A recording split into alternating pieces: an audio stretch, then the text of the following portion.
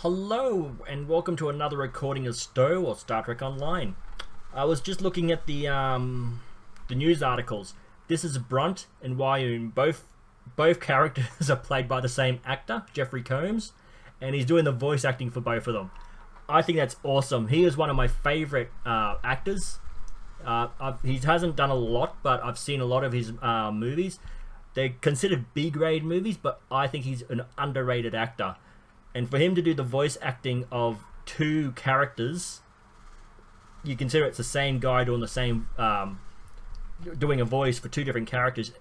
You can, if you ever watch the series, you can see the different inflections, the different voicing of them. You wouldn't even think it was the same actor. I think he played 4 different characters on Star Trek overall.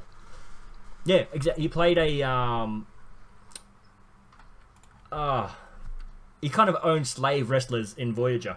And he also played an alien space captain in Deep Space Nine at, I think it was the first season. Then after that he played Brunt. And then he went on to play Wyoon.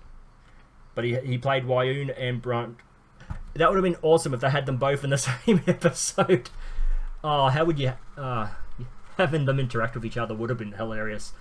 Okay, so this is a... This is a video on the fleet holding of whatever's next on the list. I think it was the research lab. We'll have to wait and see till we load it. Okay, so let's transwarp to our fleet starbase. Again, Romulan ship. I like looking at the ships that are parked near me when I'm in space orbit. Oh, I forgot to check the sound on my last video. Dang it. Pretty much I'm just doing these back to back so that I can just get them over and done with, because I can only do recordings at certain times. Basically I get up, go to work, and then I get back from work and I'll do a recording or two if I have the time. And then I go back, just go to bed, and I wake up and go to work. So I try to do these back to back. Let's see. Dilithium Fleet Research Lab. Now, I already did a research lab, but because I had problems with my speaker, no sound was coming out. So, hopefully this one will be better.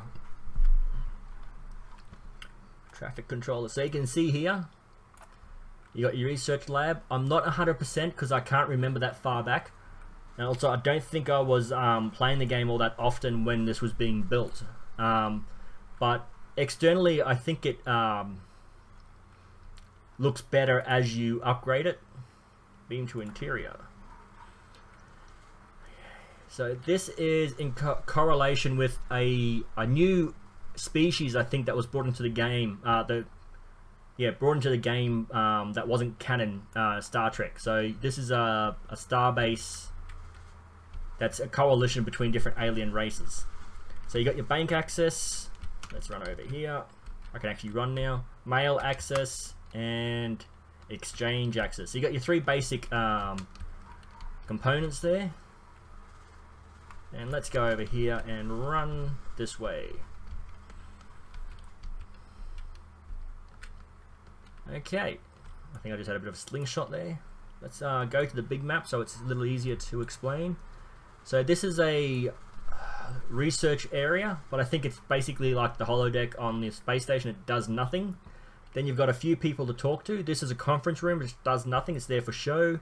And then we're in here, which is another research. Basically, it's a giant research lab with different sections to research different things. Pretty straightforward. So up, you can see you got the ramp going up, and basically that's just for show. I think this activates once you update the starbase to a certain level. And there. So that's pretty much it. Let's have a look at the people, the NPCs. Let's get out of that.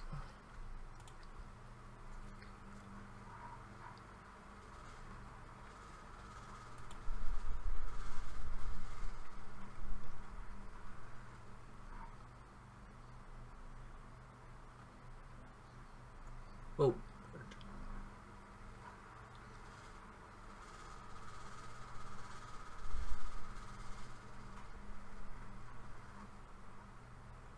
Oh, there you go, a boost. So just to help your R&D duty roster, well, this thing here, you'll get a boost to this if you do that particular...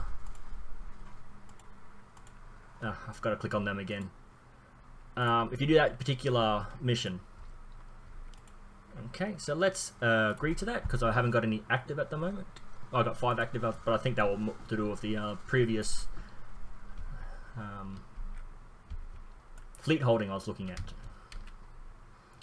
Okay, this one is pretty straightforward and easy. You pick any one of these, you activate it, then you go to your R&D and you activate it, and that's it. You'll get the points for it. You've got to finish the research, of course, but once you've finished it, you come back to this guy, hand in the assignment, and you get points for it. Now, which one I am doing? R&D, I am doing kits and modules. So let's see if he wants me to do a kit module. Kits, there you go, first one, boom. And let's have a look. The rewards are 1,000 dilithium, is it 100? No, it's 15,000. And then some radiation, not radiation, what are they called? R&D provisions in progress. So you've got to actually make one particular item from that range. So, but it's that simple. You click on him, he gives you a quest, you do it, you come back to him. So you get a piece of equipment that you've made, plus you get the bonus from him for making it. So pretty much early on, he's very useful because you're going to be doing a lot of your research. But later on, when he asks you to do specific things, you might not want to do that. So you've got to choose very carefully. So let's have a look. Resto active particle focuser console. So that must be exotic particles. Yeah, exotic particle generator. So you do more damage with exotic weapons. Maximum shields. Yep. So let's have a look at this one. Yep. Control Express. Yep. An exotic particle focuser console. So it's basically the same thing. It's probably just a little bit more powerful than the previous one. 5,000 and 2,000. Same thing. Okay. Science console. Exotic.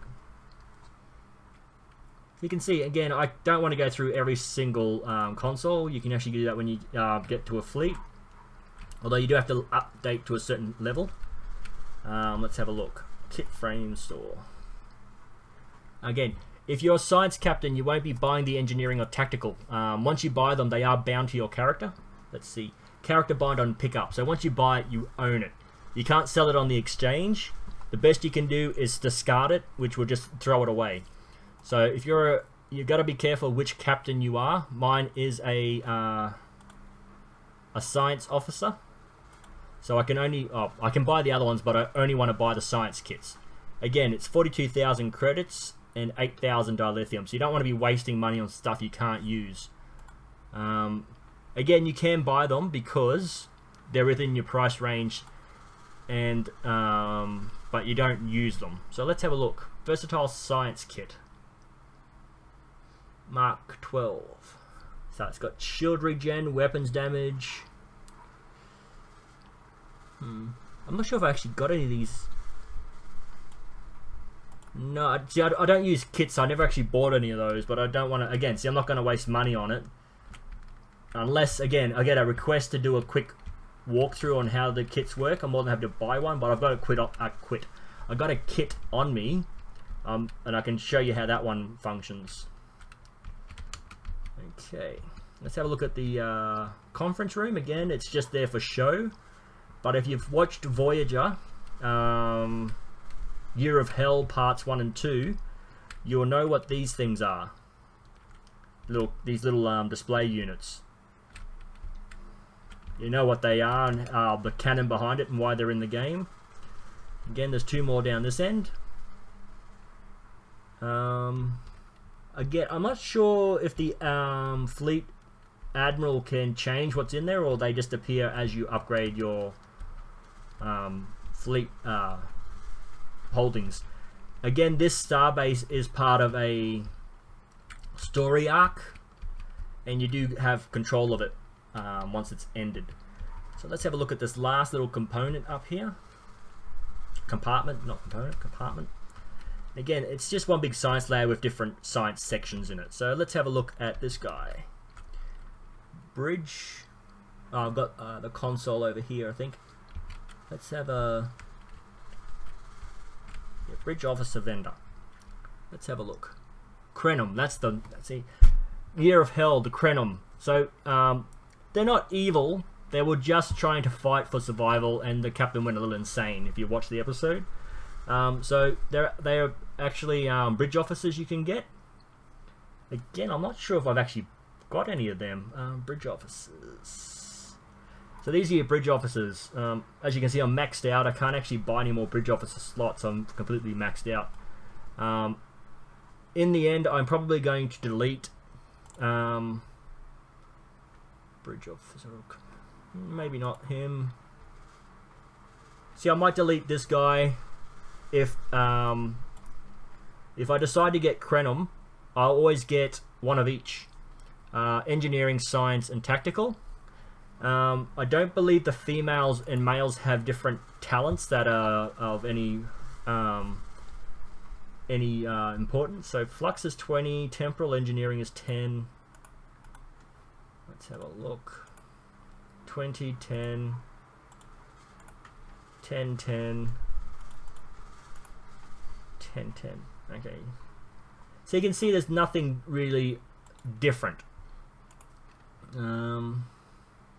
Actually, they all have the same effect. Oh, they all have the same effect. Addition to a random assortment of 2. Oh, okay. So they all have that, and then they got 2 random traits. And if you're wondering what traits are, we'll just have a quick look at this. And again, your traits are different from your bridge officers. So these are their traits. She's a Borg, so she will always have resilience and Borg nanites. And again, Borg nanites and no resilience. Okay. Jem'Hadar, Shroud, Ken, Cloak. Top hit points, Stubborn. Breen, Soldier, is good in winter. There is again, that Breen storyline. There is a lot of cold maps on that, so having a Breen bridge officer accompany you on those would be a bit better. So you can see that there are benefits to having specific crew members from different races. Let's have a look. Researcher. Okay, so these are the duty officers, which are a different class. So this in here, let's see if I've got any of the Krenum. I don't really know if I do or not. Oh, there you go. I have a lot of Krenum. I didn't realize I had that many. And again, you can see, let's have a look. Got 2 of the same. So if for whatever reason I'm not happy with the traits, the R&D school, weapons, engineering. So the R&D again has different sections in it, and having specific rostered officers to give you a perk in that particular field. That's why you want to get these sort of guys. Again, you got the rare to the very rare. I always go for the very rare or ultra rare if I can get them. 30,000 credits each. You can see that I had a whole heap, so I've actually bought about 300,000. Quite a few of them. They're very good for R&D. So if you're an R&D player, you will want to buy a whole heap of these.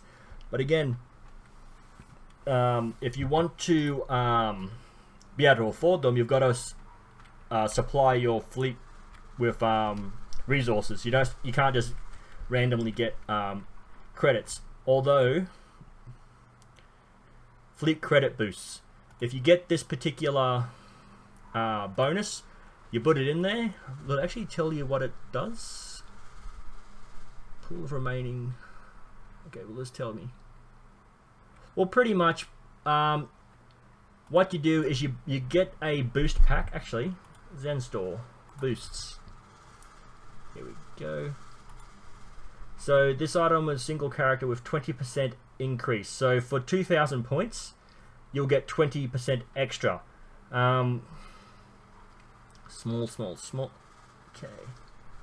Research. So 20% for 2,000 or 20% for 10,000. Now you can actually pick these up in lock boxes, but to unlock the boxes you need to get keys. Keys will help unlock the boxes. You can collect thousands of them. You can buy the current lockbox in the lithium store. There it is. The Infinity lockbox is the current one. This is a in-between lockbox. Pretty much what it does is whenever they are about to launch something new, they'll bring out the Infinity lockbox. I think they've changed the name of it a few times. But as you can see, Tier 6 Starship, choose one of the following. So what you'll get is a Tier 6 box from the lockbox. It's from the lockbox itself. If you get it, it's like a 1 in 100 chance. I think people have done videos where they've unlocked 100 boxes, and they haven't received a single Tier 6 ship. But I think the average is 1 in 100. But you're not guaranteed a lockbox at all. And as you can see, these are all the Tier 6 ships you can get. Tier 5s are slightly easier. I think I've got all the Mirror Universe ones. I've kept them all. I don't know why.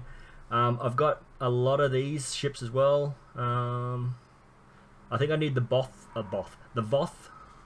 I need the Hirogen. I need the Undine. Oh, we get an Undine ship. Okay, that's species 8472. I think I've got the Kazon Rider.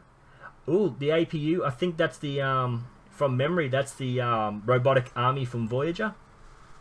Malon Battlecruiser. That's the nuclear waste.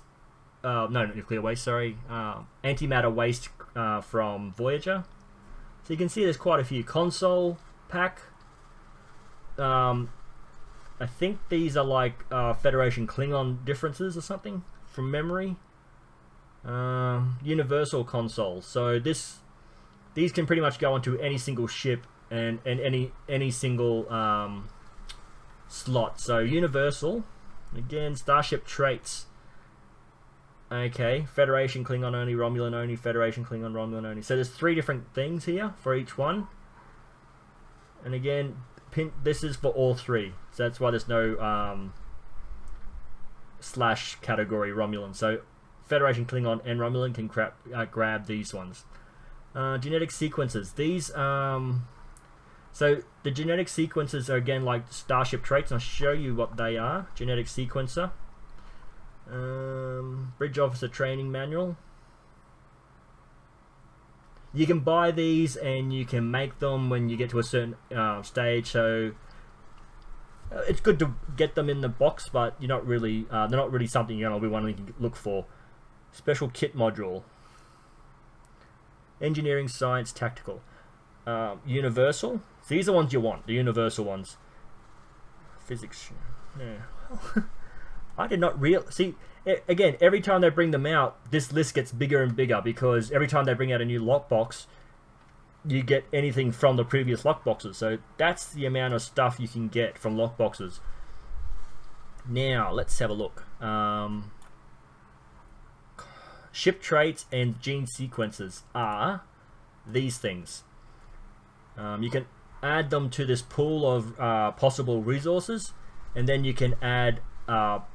You can activate any 9 of these for ground, any 9 for space.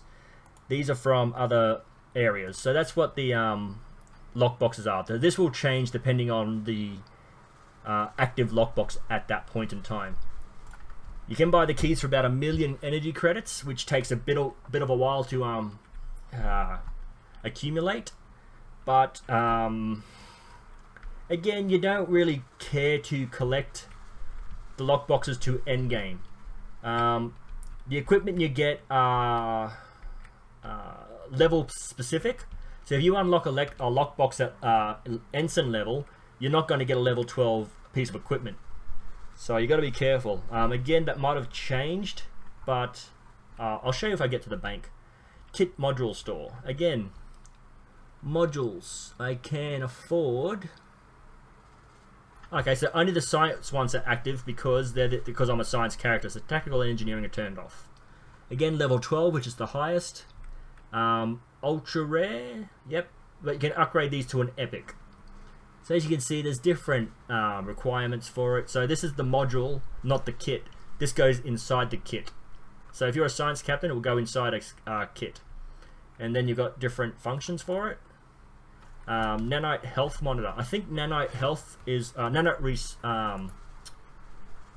health restore is one of the perks you can get from reputation tree.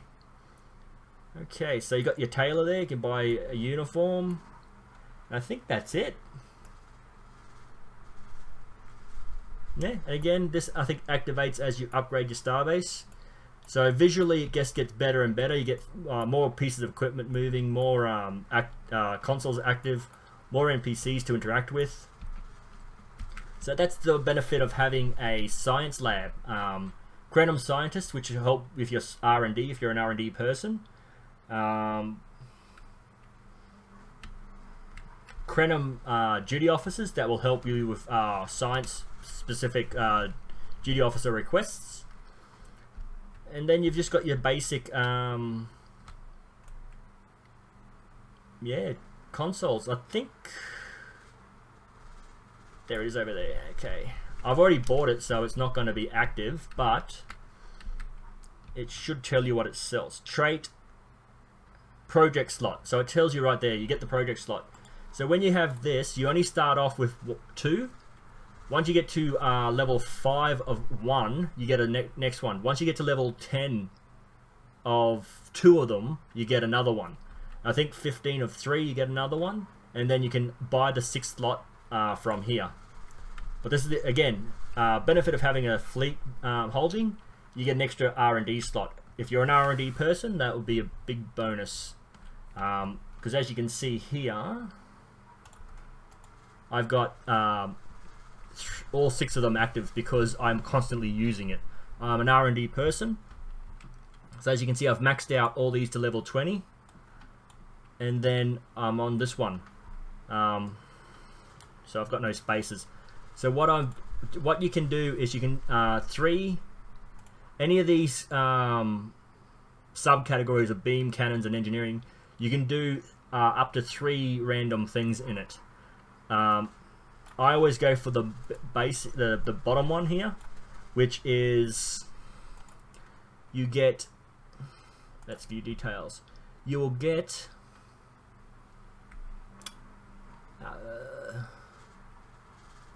You'll get 1,000 points. I thought it was 6,000.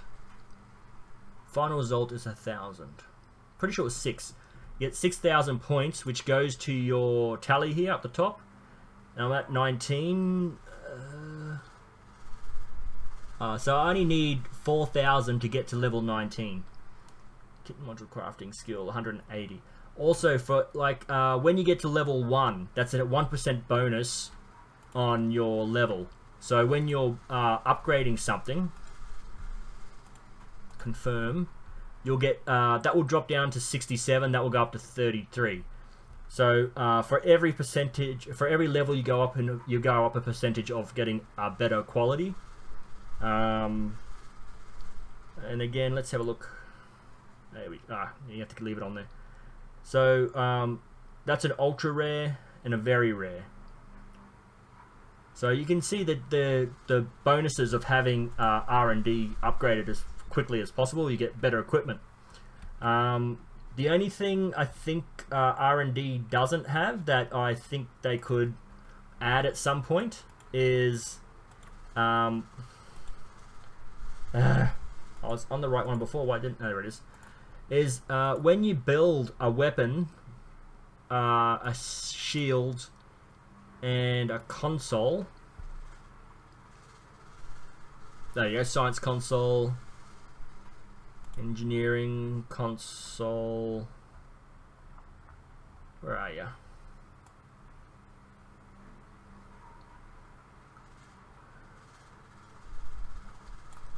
Oh, right there, engineering. So you got tactical, engineering, and science consoles.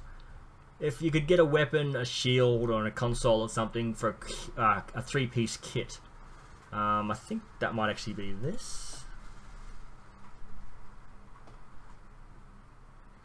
This is a very, very powerful engine, but yeah, there it is. The kits. I think they need to get more of these going.